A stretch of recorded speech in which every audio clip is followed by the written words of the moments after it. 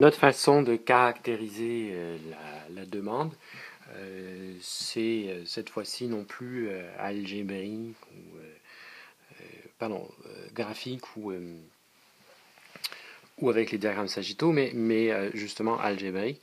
On va utiliser une forme fonctionnelle. Alors on se place volontairement au départ pour l'analyse dans un monde linéaire. Donc la fonction de demande ici à une équation relativement simple. On suppose que la quantité demandée n'est que fonction du prix, donc ceteris paribus, c'est exact. On va supposer, autrement dit, que les autres variables qui pourraient influencer la demande, que ce soit les prix des biens substituts, compléments, les revenus, etc., ne bougent pas. Donc, ceteris paribus, on va avoir cette relation linéaire et, en l'occurrence, négative. Il faut respecter la loi de la demande. Alors, dans l'exemple qu'on va se donner ici, c'est 10 moins 2p.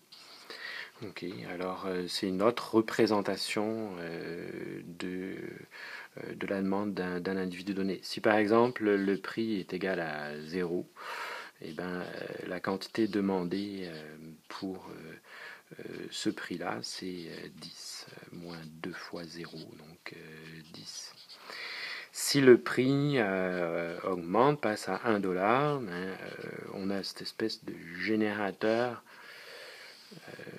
ici de chiffres. Alors, que vaut la quantité demandée pour un tel prix? Eh bien, c'est 10 moins 2, et puis on remplace P par 1, 10 moins 2, donc 8 unités. Si le prix est de 2 dollars, la quantité demandée va être inférieure. Okay.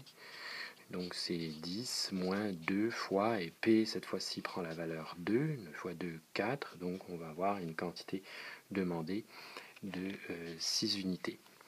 Alors, l'avantage de la représentation algébrique, c'est qu'elle permet de générer autant de points qu'on veut.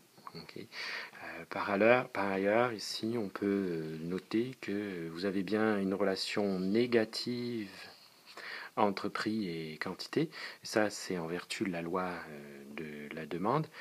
Et en l'occurrence, à chaque fois que le prix augmente d'une unité, la quantité demandée baisse 2 fois plus. Okay. C'est dire que la pente de notre fonction ici, si on s'intéresse aux variations de la quantité demandée, eh ben, ça va dans le sens opposé des prix.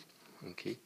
Et puis en l'occurrence donc avec une pente delta D sur E delta P égale à moins 2. Donc ici, si j'ai une variation par exemple de 1 dollar, la quantité demandée va diminuer de 2 unités.